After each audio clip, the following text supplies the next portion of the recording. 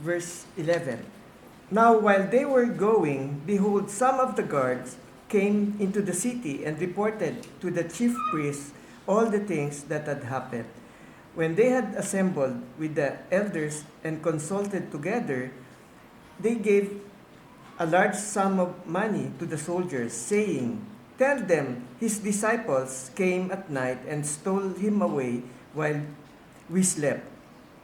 And if this comes to the governor's ears, we will appease him and make you secure." So they took the money and did as they were instructed. And this saying is commonly reported among the Jews until this day.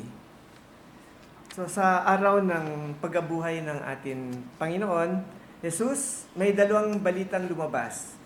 Ang mga kababaihan ay nagbigay ng magandang balita sa mga disipulo at ang mga sundalo naman sa mga punong pare na nag-report na may mga lindol, pagbaba ng anghel, bato na pinagulong at paglabas ni Jesus sa libingan.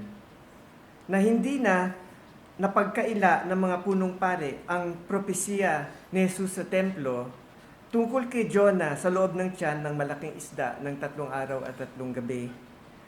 Ganon din si Jesus sa libingan ay nabuhay muli. Nagpasya ang mga punong pari na hindi paniwalaan ang pagkabuhay ng ating Panginoon.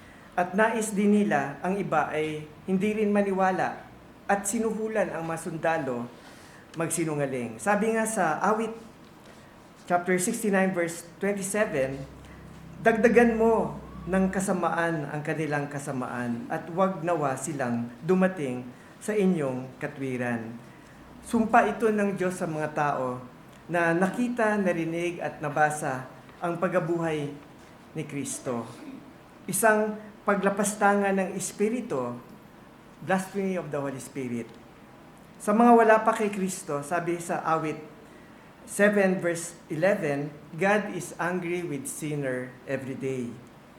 Nag-survey din ang isang malaking iglesia kung anong edad na nakilala ang Panginoon. Nag-umpisa sa age 15 to 35 at parami ang naligtas at habang tumatanda ay wala nang halos lumapit sa Panginoon at bihira na naligtas sa iglesyang yon. Sana hindi ito mabilang sa ating kalagitnaan.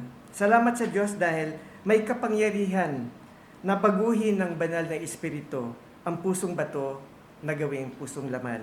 Sana ipagkaloob ng Diyos ito sa ating kalagitnaan sa araw na to na may maligtas sa awa ng ating Panginoon.